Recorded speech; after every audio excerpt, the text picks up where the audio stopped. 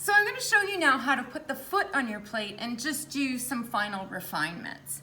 So at this stage, I have smoothed the edges of the plate, and just as a reminder, you can do some smoothing with your wooden tool and then refine that with your sponge, okay? And if there are any gaps in the plate, you can usually fill them in when the clay is pretty plastic. At the moment, it's leather hard. That means that I can actually lift it out of the plate mold and it's going to hold its shape really well, okay? So to put the foot on, I'm gonna need to flip it upside down. I do not want the inner cavity of the plate to collapse when I put the foot on. So I am going to also flip my plate mold over to rest this on. However, this is just an ordinary plastic plate, so it has a foot on it. And I don't want that impression of the foot in my plate.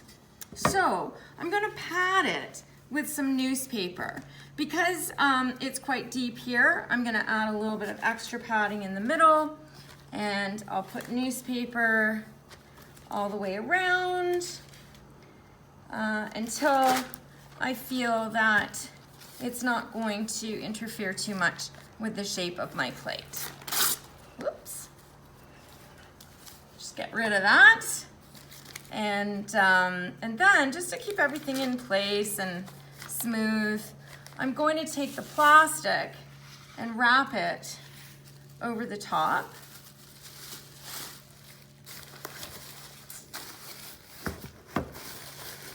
You can tape it underneath if you want to. You want it to be really secure. And then I'm going to take my plate and flip it on top. Okay. And let's flip it around this way. And now I do need to refine the bottom edge as well. And I would go through the very same process I did for the top. I'm gonna use the wooden modeling tool just to take off the sharp edge. Remember, sharp edges chip very easily, and they're also sharp, not very nice to handle. And so you do that all the way around your plate. And then, because I've prepared for the video, I've already put some markings in where I want my foot to be. So to do that, so that I know more or less that I'm gonna have the foot centered, I've just taken my ruler and measured. And in this case, it's about 6 centimeters. And I've done that all the way around. So I've got some markings. So I'm going to use my scoring tool in the interior of those markings. And then I know to line my foot up to that edge. So I'm just gonna go ahead and score.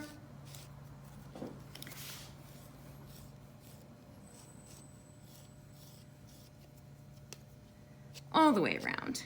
So in order to stop the warping as much as possible for the plate, you need to have a continuous foot ring. So I've rolled out a slab. You don't want super wet, soft clay. You want the clay to be as close to the moisture level of the plate when you're attaching the foot, but it does need to be plastic enough so that it can go nicely around the corners. So this is just off plastic. So I've cut myself just a nice sharp line to start with, just using the slat. And now I've decided I want mine to be 1 centimeter high. So I'm gonna make 2 markings that are 1 centimeter wide. And then my ruler's not long enough, so I can use my slat as a guideline for cutting. You just need a nice hard edge to rest your knife against while you're cutting. So I'm gonna cut 2 of these just to make sure I have enough to go all the way around. And so I'm gonna measure the other one. Again, you just need to mark 2 points so you can line it up straight Do another one down here. And then I'll use my slat to do the cutting. And then these two pieces should be even in height. And I'll just put that aside for now. So I'm actually going to attach them this way rather than flat. But again, it's up to you when you're making your plate. You can have flat, low feet as well. In order to attach them, we need to have the edges beveled. And when we bevel, we don't want them to be beveled on the same side in the same way. One of them needs to be beveled in the opposite direction so that they fit snugly together. So in order to do that, you're going to make a nice cut, and then we'll just make sure this is on the opposite side. And then we just have to make sure that we score them so the right side is down. So I am going to attach this one first, and I'll need to score all the way along. And now I can start applying my slip. So apply that here.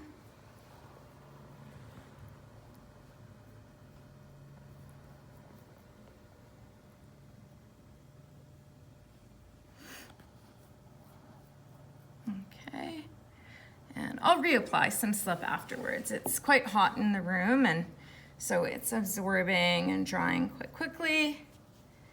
I'm not sure exactly how far this first one is going to go. So I'm going to lay this down here. And I know that it should be approximately at the outer edge of where I've scored. So I'll still have to have a look at it. So that can just go around the corner here. I'll line that up. And so I'm looking at it from the top, and it looks like it might be too wide on this side, but I'm going to apply the other part of the foot first. So I know I can cut a little bit of that off because this is fairly short. So I need to bevel both sides. So this side is going to attach here, and this is going to attach here. So I need to bevel this part upwards. Let me just measure that actually, and cut it right there, and bevel this way. And we need to make sure that this part of the bevel is scored and this part is scored. Then we're going to score all across here, down the bevels. We'll apply a little more slip here so it's dry. And then we'll make sure that this whole piece is slipped nicely. And I'm going to fit it in snugly. And then I will have a look and see if I feel it's straight enough. So I feel like it's a little wider here than on the other side. So I'm just going to pull this out a little. It's quite flexible. And then I'm going to actually sit down and look at it from the front. Just see how it is. So it's fairly even on both sides. I'm going to flip it this way, and probably needs to come down a little bit here. So we will do that. All right. So first step done. Now I'm just going to take my sponge and smooth everything out. I definitely want to smooth the ridges of the foot, and I can work at squaring them off.